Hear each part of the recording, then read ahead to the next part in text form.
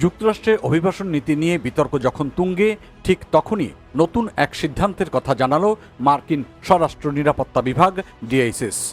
ব্যাপক সমালোচনার মুখে অভিবাসন ও শুল্ক প্রয়োগকারী সংস্থা আইসি নতুন নিয়োগপ্রাপ্ত কর্মকর্তাদের প্রশিক্ষণের সময়সীমা আবার বাড়ানোর ঘোষণা দিয়েছে। বুধবার কংগ্রেসে বাজেট শুনানিতে বক্তব্য দিতে গিয়ে হোমল্যান্ড সিকিউরিটি সেক্রেটারি মার্কোয়েন মুলিন জানিয়েছেন, আগামী 1 জুলাই থেকে নতুন কর্মকর্তাদের প্রশিক্ষণ আবার আগের মানদণ্ডে ফিরিয়ে নেওয়া হবে।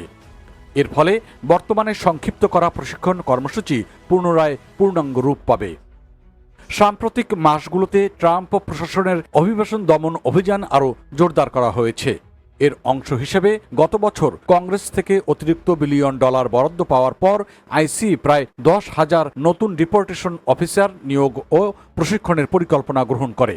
তখন সংস্থাটিতে প্রায় 6,500 ডিপোর্টেশন অফিসার কর্মরত ছিলেন।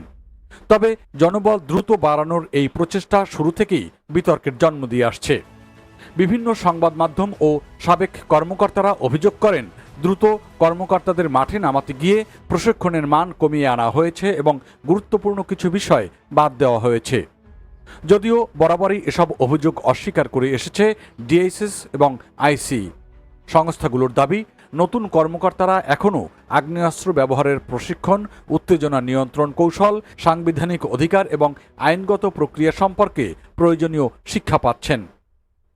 গত আগস্টে জর্জিয়ায় একটি আইসি প্রশিক্ষণ কেন্দ্র পরিদর্শনের সময় তৎকালীন ভারপ্রাপ্ত পরিচালক টড লায়ন্সও একই ধরনের বক্তব্য দিয়েছিলেন।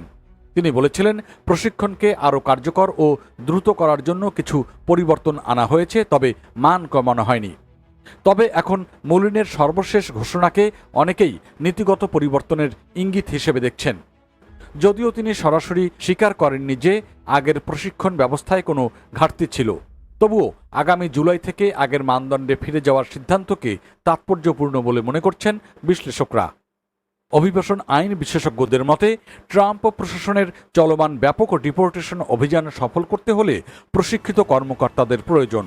কিন্তু সেই প্রশিক্ষণ যদি পর্যাপ্ত না হয়, তাহলে ভুল, গ্রেপ্তার, আইনি জটিলতা কিংবা মানবাধিকার সংক্রান্ত অভিযোগ আরও বাড়তে পারে।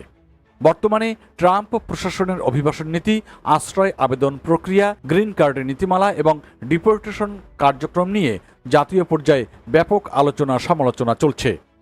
সেই প্রেক্ষাপটে আইসি এর প্রশিক্ষণ নীতি পরিবর্তনের এই সিদ্ধান্তকে অনেকেই প্রশাসনের ওপর বাড়তে থাকা রাজনৈতিক ও জনমতের চাপের ফল হিসেবে দেখছেন।